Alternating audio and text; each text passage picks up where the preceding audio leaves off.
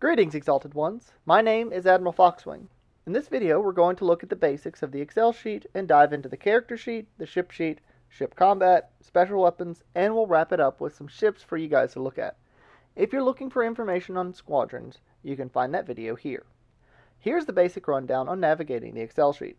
The sheet is broken into multiple pages, and many of the pages draw from other pages, so be careful while you fill in information. The character sheet has the basic averaging algorithms for each of the stats you'd find in D&D, and has some basic spaces for your notes of your character, your backstory, etc., etc.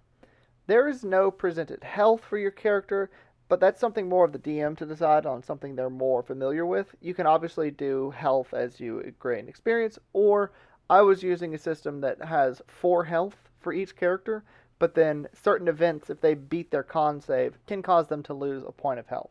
That's just one example, and your DM may be familiar with other versions. If you're looking to know what stats directly affect combat, intelligence is the most direct, followed by wisdom and charisma. Intelligence directly helps your concentrate firepower command, which we'll get into later, while wisdom helps you identify ships and the owners of that ship, and charisma of course lets you scare or persuade certain enemy types if they're vulnerable to it. The other stats really become important in personal encounters but aren't generally used for combat. Currently, I have a little modification that gives a +2 to intelligence for anybody whose homeworld is a core world, a +1 to wisdom, and a +1 to intelligence for anybody from the mid-rim, and a +2 to wisdom for anybody in the outer rim to kind of spice up character creation. I did this because my current Imperial campaign really wants to deal with where you're born from and giving you advantages or disadvantages from where you originate.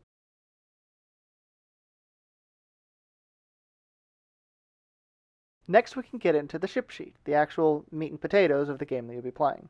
Here you can see we have an Imperial 2 class Star Destroyer with, of course, a little ship title, the Emperor's Fist. It gives you information about its size, how big it is, its abbreviation for its name. It gives you a little bit of character information at the top, just as a little reference. You can see here we have the basic teams, and these are supposed to represent different stats and different abilities, but also different crews you have on board your ship. All of them have been set to expert to kind of help explain some of the new abilities that have been added. All of them have associated modifiers that help you in their movement or in their activation or anything that they use. But currently a lot of them have a +6, some have a +2, but we'll go into each of them individually. They also have the effects and what they directly contribute to, and they have the little special abilities. Special abilities can only be granted once a crew hits expert, but we'll get into that later. Currently, as you can see from some of the special abilities, Gunnery Team gets a +6 to your D20 roll whenever you roll an attack. They also gain the Salvo countermeasure to their ship. Countermeasures are defense tokens, just to flatten that out now. For Nav Team, you get a little modifier that basically turns whatever your current maneuverability up, and then their special ability is that if you are at speed 0 or at speed 1, you can automatically turn 90 degrees instead of having to make your turn. It's a great way to bank really hard on very slow ships. Your damage control teams and your engineering teams both represent your repair command. One of them has a +6 to the roll to repair things, and then of course engineering has +2 engineering points, as you'd be familiar with in Armada. Damage control teams can make a roll to try to shut down and repair certain subsystems of the ship.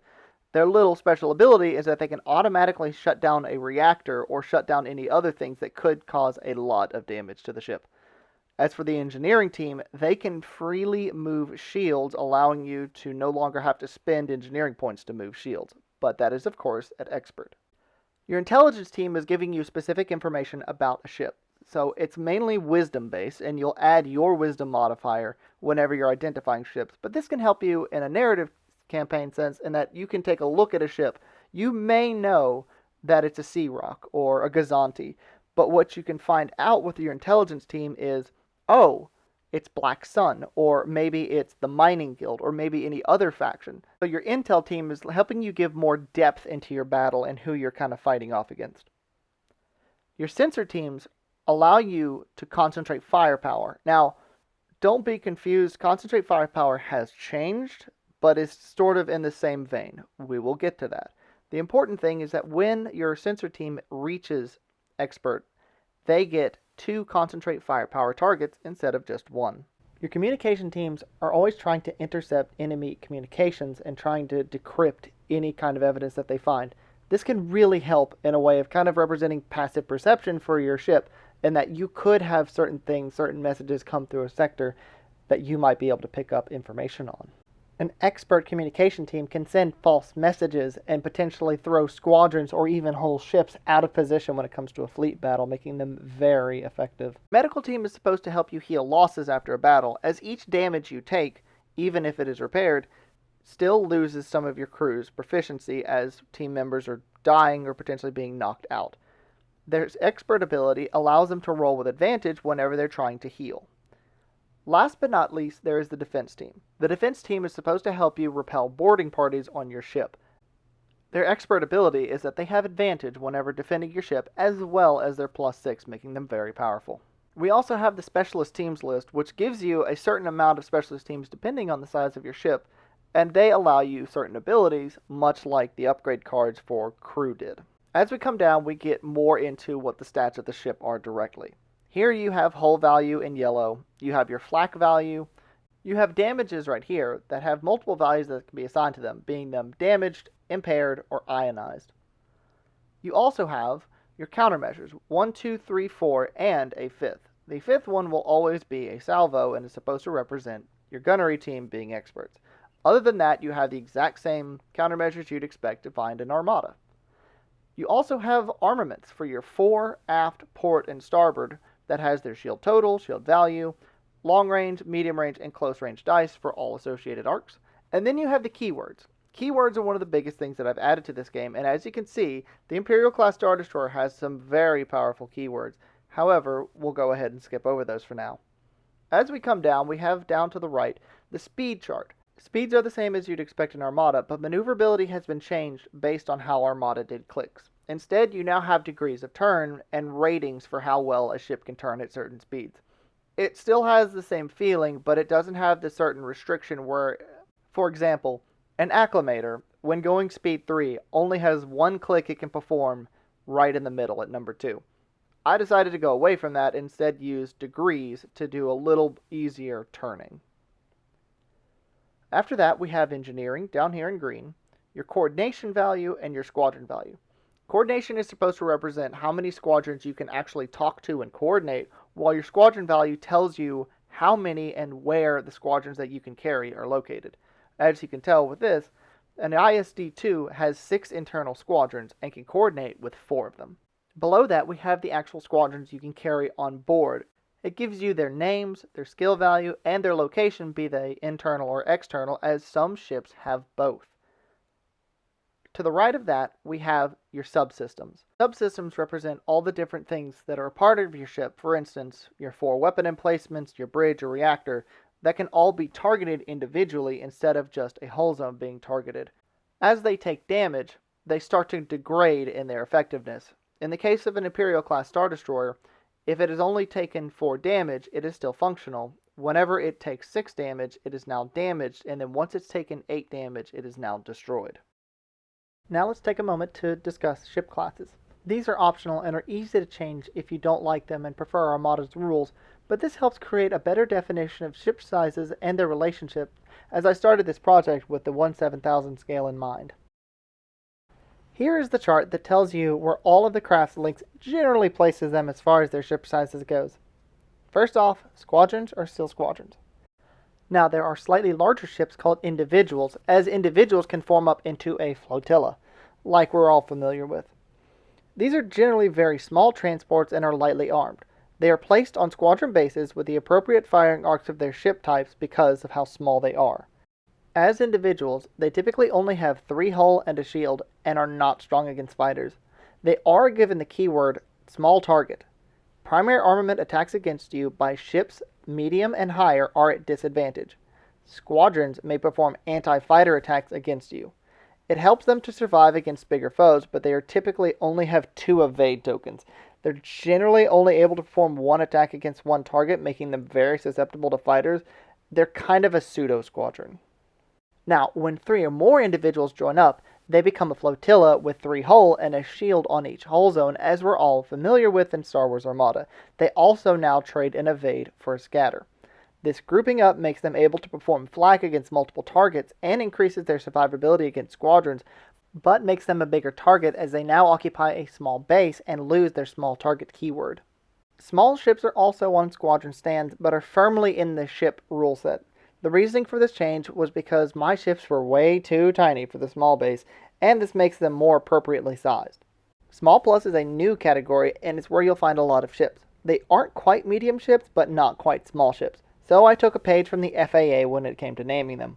I also wanted some interplay between frigates and corvette types because they would make a good chunk of your fleet, and I feel like that was a good place to expand upon. Mediums and larges need no introduction. Huge is intentionally vague, and many can fit in its category. Finally, stations are left a little open-ended as their classification, other than just being generally stationary regardless of their size. Now we get onto the command sheet. Now, there are two types of commands, a major command and a secondary command. You may perform two major commands on your activation and any available secondary commands you can perform. However, you may also use secondary commands as a reaction in between your turns, but only used once per round. The major commands are Concentrate Firepower, Intensify Armament, Coordinate Squadron, Navigate, Repair, Activate Hyperdrive, and Repel Borders. Concentrate Fire is not quite what it used to be. Concentrate Firepower is supposed to represent a called shot where you're specifically targeting a subsystem like a bridge, a reactor, forward armament, etc. You roll a d20, apply your intelligence modifier and your sensor team modifier, which you can see listed just below that will give you a total, and you will see if you succeed on the roll. If you're able to target, you're good, you'll roll as normal. If not, you will roll at disadvantage. Intensify Armament is more the Concentrate Firepower you may be familiar with in Armada. Intensify Armament lets you choose your turbolasers, your ions, your cannons, or your fort defense guns, and either do one of the following. You can increase their firepower by 1, or you can gain additional range with that certain gun. Coordinate Squadrons let you choose squadrons that you have within long range up to your coordination value and allow them to use your Concentrate Firepower attack. And when they attack whatever you've targeted, they get to add the sensor team modifier. This allows more precision strikes against certain subsystems when it comes to fighting enemy ships and using squadrons to attack that certain subsystem. But it does require you to successfully concentrate firepower on whatever that subsystem is ahead of time. Navigate no longer changes how you maneuver or the speed you go, but instead changes how you maneuver through obstacles and evade certain objects, as well as ramming, hiding behind objects, and many other things. Repair is mostly the same as you'd expect. You still have 3 points to heal a hull, 2 points to gain a shield, and 1 point to move one of your shields from one zone to the other. However, there is also included the Damage Control Team's modifier, in that if you have a subsystem that's been hurt, you can roll to heal it. Activate Hyperdrive works exactly as you'd expect from Corellian Conflict, in that you will use an action or, sacrifice a command dial, and then the next turn you will be leaving the battlefield. Unfortunately, everybody will know that you've activated your hyperdrive and will be leaving next round. Last but not least is Repel Boarding Parties, which allows you to repel boarding parties, as it says. You can use your boarding team if you have a boarding team on board, as well as your defense team to help fight off enemy attackers. Now to get into some of the basic secondary commands, as many of them are provided by certain specialist teams you can equip. Prepare 2 is supposed to kind of help you if you're struggling with a certain command, like Concentrate Firepower, if you're not able to target a certain object, but it also benefits other commands as well. Scan is what allows you to get certain information about a ship, and the better you scan, the more you'll get. It also helps with your Concentrate Firepower, as scanning the ship multiple times will increase by +1 or +2 to your Concentrate Firepower as a small little ability. Activate Tractor Beam is you choose a ship of your class or smaller, or a squadron. You roll a d20, see if you can actually grab it, and if you do, you, quote, pull that target closer to you. It is up to the DM to decide how far they get pulled. Abandon ship, you make a roll, see how many people will successfully abandon ship, and see what happens. It can be very fun. The only issue is that you will now be turned into little bitty escape pods, which are represented by small tokens that can be picked up by everybody.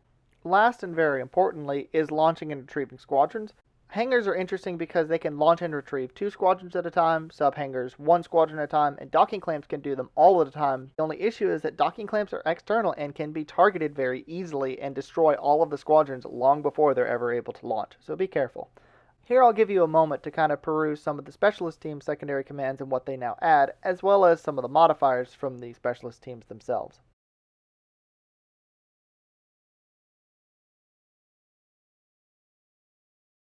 We've talked about how the basic teams can go up or down in their proficiency. However, this is the chart that actually tracks it. As you can see, you have all available teams, and you have a little bar graph chart that shows just how different points equate to different ships.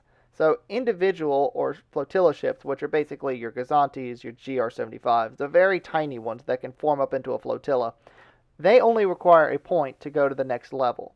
So they're very easy to get to expert, but they don't shoot much damage. Small ships get a little bit bigger. Small plus get bigger. Medium ships get a lot. Large ships, it requires a lot of experience to get to expert and advanced in any other field. Because you have such a large crew, not as many people are being trained, and even if you were to, say, have a small ship that had an expert crew, if you move them to a large ship, they're only going to be intermediate because they get kind of washed out by all the other lesser gunners.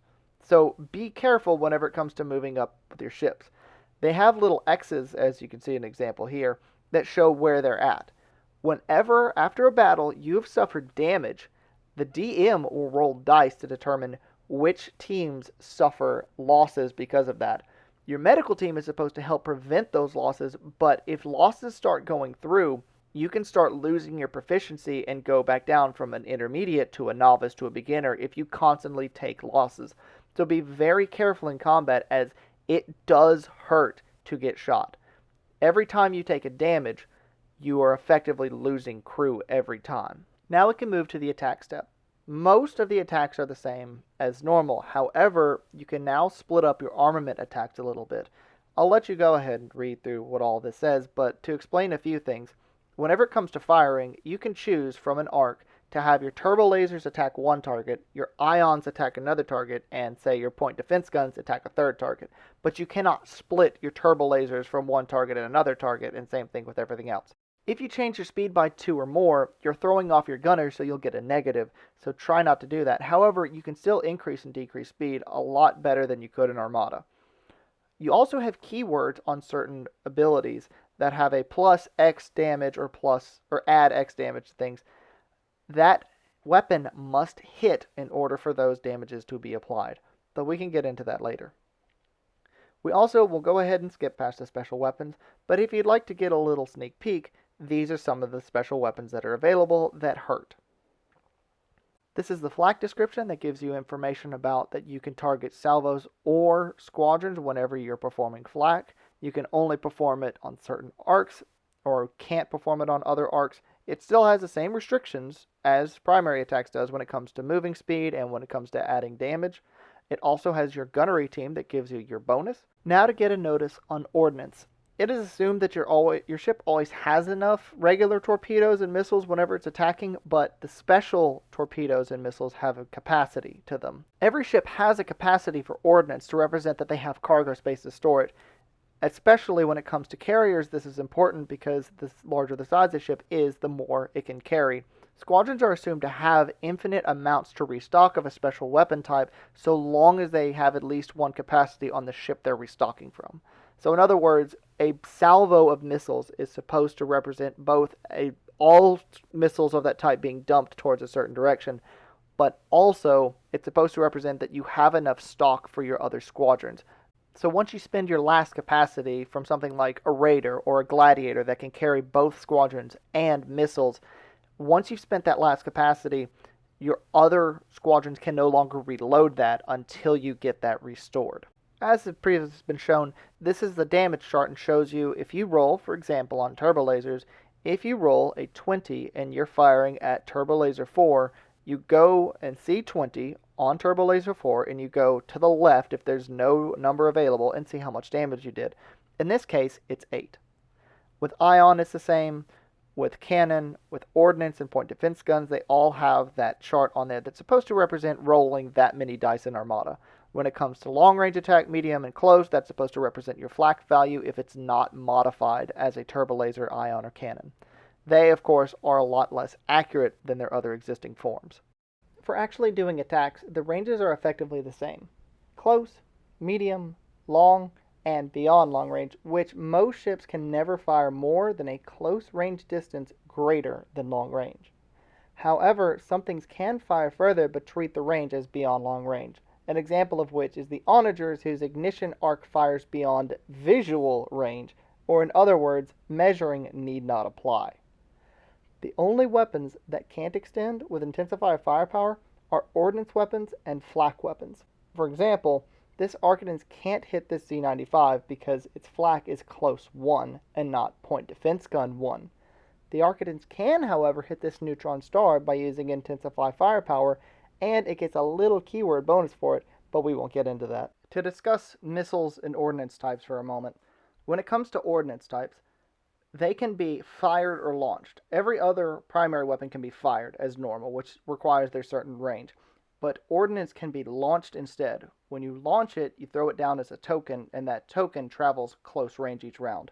Missiles travel 1 additional movement after they've been launched at close range, and torpedoes move 2 additional close range movements after they've been launched. To represent that torpedoes can go further, however, their tracking arc for actually acquiring a target is much smaller compared to missiles, which have a much wider tracking arc that can kind of swing around and hit ships despite them moving out of their way. When it comes to squadrons launching ordnance, squadrons can only launch missiles at close range, which is of course longer than range 1, so it's a great way to kind of snipe your enemy.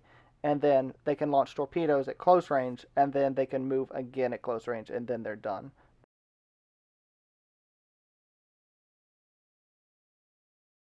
Ships may move then shoot, or they may shoot then move. They can change their speed by 2 naturally. However, of course, with engine text, you can boost that a little bit further. And, of course, it has the note that tells you about your less accuracy if you keep moving faster. Here it gives you your nav team, their modifier, if they have a special, the speed ratings, and what it shows you for your abilities to turn. For reference, excellent is supposed to represent 2 clicks per movement. Good is supposed to represent less than 2 clicks per movement. Fair is supposed to represent 1 click per movement, and poor is supposed to represent less than 1 click per movement. There have been new blocking rules, so ships can actively block a ship from taking attack, especially if it's a smaller ship, and there are new ramming and evading rules. These are very fun, but it is a step-by-step process of basically deciding the evasion of the ship or squadron that's doing it, and then after the evasion is determined, you determine what you're trying to do. Are both ships evading? Is one ramming, the other's evading, or are they both ramming and they each have their associated rules? And then after evasion is determined, you apply damage if damage is needed to be applied. Of course, small ships going very fast hurt a lot, but also large ships going fast hurt a lot. Finally, you do your results, and so almost all defense tokens can be used except for redirect, as this is a physical damage. So this is going to hit, and it's going to hit hard. Now we get on to defending, which is mostly the same as Armada, except now accuracies are represented by every 2 ion cannon damage you do and every 3 turbo laser damage you do. You roll a d6 and apply it to the associated countermeasure with the number. So countermeasure 1 would be blocked by rolling a 1. Whenever it comes to spending countermeasures, if it is ready, it goes to exhausted, and if it's spent again, it goes from exhausted to spent. And then once it's spent, it cannot be spent again, obviously. However, once it's your turn, all of your countermeasures come back to the ready status to represent that the systems have gone down and now they're coming back up. All countermeasures will be readied, and when you're defending beyond long range, you automatically cancel a damage, which is very nice. And now concussive damage is canceled before ion damage. So ion damage always hits first, which really helps if you're trying to capture a ship and all of its crew in one piece. Something to note on damage types is their special properties. When you suffer a concussive, or basically a non-ion attack with a hull, you suffer a damage like so. That damage can be repaired, as it's assumed to be a damage that shuts down a part of your ship can be reestablished.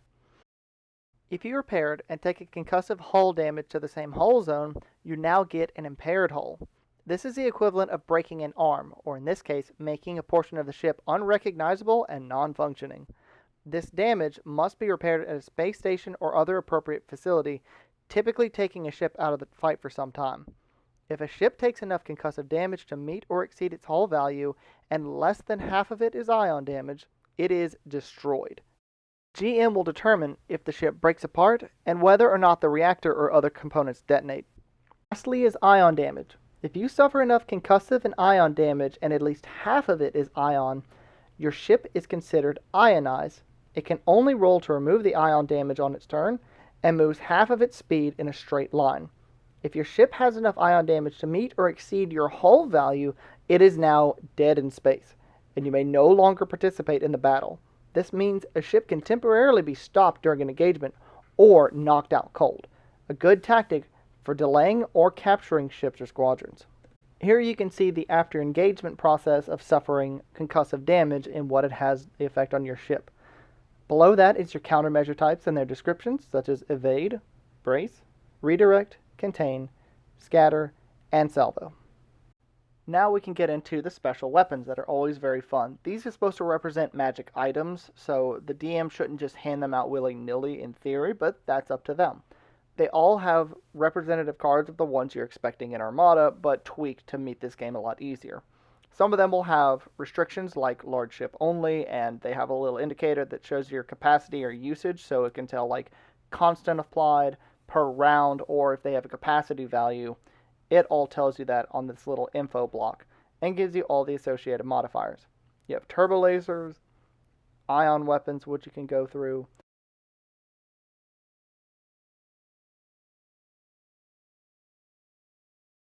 The cannons are a little small, but they're still effective at doing damage. Point defense has several add-on abilities, and now we can get into the torpedoes, as these are kind of special. You'll note that when it comes to torpedoes and missiles and bombs, they have specific requirements. For instance, ship and squadron, ship only, squadron only, and they're represented by saying primary armament and flak are specifically ship only. Anti-squadron, anti-ship are squadron only. So you can use one torpedo type or one missile type that's usable by all four, but the effects may be different. Generally, if it's all available for both of them, squadrons will have a lesser effect than the ship does. As you can see, there are a lot of things to use between torpedoes and missiles, and I'll let you go ahead and read them if you want. Pause the video. They're pulled, of course, from Star Wars canon, Star Wars Legends, X-Wings miniatures, and kind of have a representation of how they work in X-Wings miniatures. And when it comes to bombs, a lot of them are squadron only. However, some ships like the IPV-1 patrol craft, which has the mine layer keyword, can still drop bombs, much like you see it in X-Wing Alliance. Now for the section a lot of you have probably been waiting for. These are all the available ships that we have in the game. Right now we're just looking at the Empire, but I will go through all the other ones later. This shows a basic layout for how you're going to apply your ships. If you note, on row number 2, you see that all the information on here is the information that would be represented on your ship sheet. What you can do is you can select a row of a ship you want. Say you want a Tector class Star Destroyer or maybe a Broadside class cruiser. You'll click on that row, copy it, and then paste it all into row 2. That will fill out all the information on the ship sheet.